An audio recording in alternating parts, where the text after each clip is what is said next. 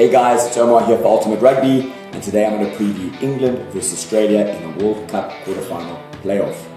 Now, most people know that there is no love lost between Eddie Jones and Michael Cheika. And for that reason, I believe this is going to be a brutal affair with no mercy given on both sides. Now, in the line out, nicely sealed, they get a very quick fold and a very big first up shot or tackle. Next shot by Courtney Laws and Mouneimne, it's a big shot, forcing the Tongans to lose gain line and to clear them out from that breakdown. Again, next phase, on flight, Itoje and Marla and these guys flying off the line and catching Tonga behind the gain line. With every push of the ball, Tonga are basically going backwards. Even though Tamafuna gets a little bit of momentum, 2 meters, the next push of the ball, England are on top of them and they get this choke tackle. So the power of the English defense is on every flight of the ball, they each space and they don't go backwards because they're making massive tackles. It's very annoying for the opposition. Look at Argentina with this dummy maul, massive shot. Even George Ford's brave enough to get stuck in there, and then it's flying off the line, catching the guys behind the gain line. Every flight again, Itoje and the like, catching them, getting stuck into the tackles. You don't want to be running into Mouneimne and Mario Itoje. So what do Argentina do? They feel that heat, they feel that line speed. Eventually they're going backwards, so they kick.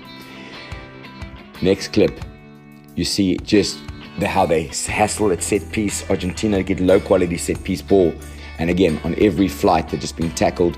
Sinclair and Itoje staying in that shot, hassling until the Argentinians actually knock that ball on. In the next clip we're going to show you the power of their attack. So you've got Ben Youngs in front of that line out on a trick line out with the loose forward coming out, and it's just double hard lines, tight at the line with Watson entering from the blind wing, Daly coming the line like he always does, and Maeve literally gaining 30 meters on that coast. And when you're going backwards like that in the wide channels, it's really difficult to stop England. Now their shape's really good. You look at Marlow on a double roll, very technical, and then they go off Farrell. It's a little tunnel ball, double hard line, and they're taking the other coast with Johnny May on the ball again.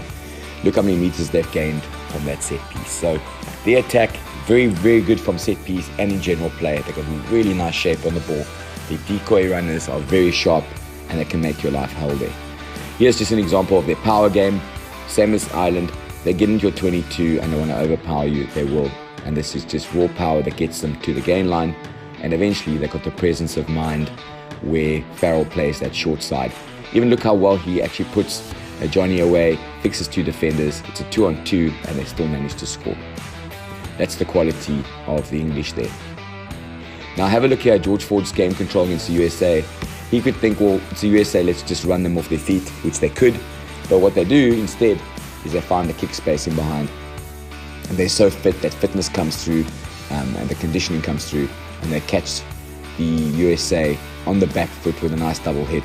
Eventually they pressure them enough that on the comeback they get an easy counter attack and they end up scoring.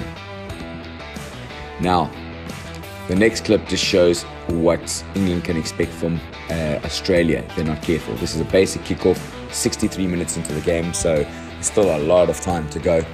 And you just give Aussie a sniff, and then Nick White and them are on their bike. It's a little offload, it's a little step, and from a kickoff, they're in behind you and they're away. So it's really important for England to keep a handle on Aussie in terms of momentum, not allowing offloads, and especially from kicks, staying very focused. Next one's the try that they score against Wales with a kick pass. Look at these runners. You've got O'Connor, excellent footwork, and a little offload to Karevi, who's a nightmare to stop. Great footwork, very powerful guy. And eventually it's the presence of mind by Foley to check for the kick space, and Adam Ashley Cooper, who's been playing for about 1,000 years, with a beautiful finish. So Aussie got quality across the park. You give them a sniff, they can take you out. But I think coming back to the clips, England, total package, excellent conditioning, excellent defense and line speed, great physicality, and an attack that is a handful to contain. So enjoy the quarterfinals. I think it's going to be a cracker. so have a look and see what you think.